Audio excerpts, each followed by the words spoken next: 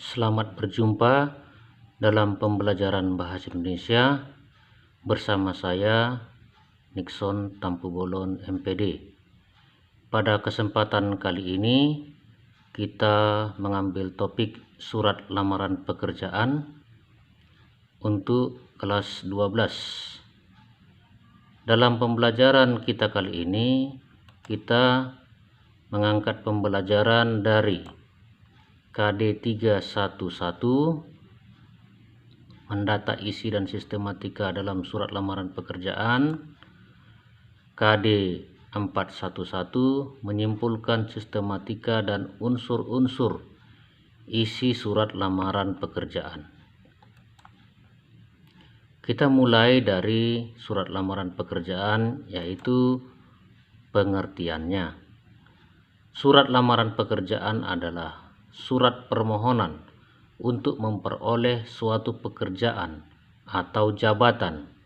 Surat ini juga dapat didefinisikan sebagai surat yang berisi penawaran keahlian, kemampuan, atau jasa terhadap suatu perusahaan atau instansi tertentu. Surat lamaran pekerjaan berfungsi sebagai langkah pembuka bagi seseorang untuk bekerja di suatu tempat. Tertariknya perusahaan terhadap lamaran tersebut ditandai oleh datangnya panggilan atau jawaban kepada pelamar, baik disampaikan secara langsung maupun telepon maupun melalui surat panggilan.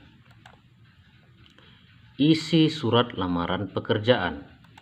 Surat lamaran pekerjaan berisi kalimat yang bersifat persuasif, artinya ditulis dengan gaya yang menarik dan memberikan keyakinan tentang kecakapan, kemampuan, dan kesungguhan bekerja. Isinya harus singkat, padat, tidak bertele-tele, dan langsung pada persoalannya. 3 hal yang harus diperhatikan dalam isi surat lamaran pekerjaan. Yang pertama, jabatan yang diinginkan. Ini harus jelas sesuai dengan yang kita miliki. Yang kedua, identitas pelamar yang meliputi nama lengkap, usia, status pernikahan, alamat, dan tingkat pendidikan.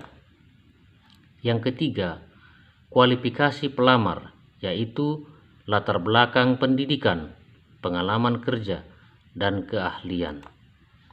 Struktur surat lamaran pekerjaan kita dapat sajikan sebagai berikut. Yang pertama, adanya tanggal surat. Kemudian adanya hal kita melamar. Yang berikutnya, lampiran. Yang keempat ini alamat surat. Kemudian dimulai dengan salam pembuka. Ya, dilanjutkan lagi adanya isi surat, salam penutup, tanda tangan, dan nama jelas. Ciri-ciri bahasa baku ini harus ada dalam surat lamaran pekerjaan. Kita menulis surat lamaran pekerjaan harus memperhatikan, yaitu tidak dipengaruhi oleh bahasa daerah, kemudian tidak dipengaruhi oleh bahasa asing, bukan merupakan ragam bahasa percakapan, pemakaian imbuhan eksplisit, unsur-unsur kalimatnya harus lengkap, pemakaian kata sesuai dengan konteks kalimat, tidak rancu, dan tidak mengandung arti pleonasme atau bahasa yang berlebihan. Langkah-langkah menyusun surat lamaran pekerjaan. Dalam menyusun surat lamaran pekerjaan, ada langkah-langkah yang harus kita ikuti. Yang pertama, menentukan tujuan penulisan surat. Yang kedua, mencatat sumber informasi atas lamaran yang diajukan. Yang ketiga, mengumpulkan bahan atau dokumen-dokumen yang diperlukan sesuai permintaan dari pemasang iklan yang berisi ijazah, fotokopi KTP, dan surat keterangan berkelakuan baik. Yang keempat, menyusun kerangka surat.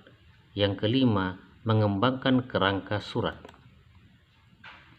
Di sini kita sajikan contoh surat lamaran pekerjaan. Nah, ini kita sajikan contoh ya. Ada dia di sini tempat dan tanggal surat ya, harus sampai kepada tanda tangan. Kalau kita identifikasi surat lamaran pekerjaan ini, sistematikanya dapat kita lihat sebagai berikut. Ini dia ya. Nah, inilah dia dari mulai tempat tanggal surat terus sampai kepada tanda tangan.